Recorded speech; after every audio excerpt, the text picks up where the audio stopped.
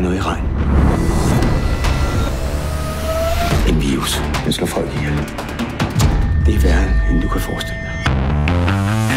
The Rain is about two siblings that, during this virus outbreak in Scandinavia, gets locked in a bunker for 6 years, and then they get out and join a group of other young people.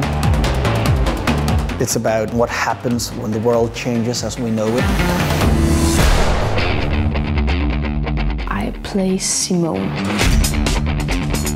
She has some facts that the other characters don't have, so they need her to survive in this universe, and that makes her kind of powerful.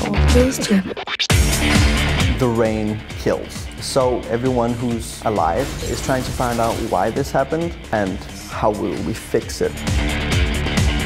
I was intrigued by portraying a world where nature had taken over. And it's only about surviving, so you get this animal instinct to hunt and run and kill. But it's also a story about friendship and love. There is something underneath this awfulness that can be beautiful and caring. What I think is interesting is that you get to follow these young people who have lost everything. So I think there will be one character for everyone to identify with.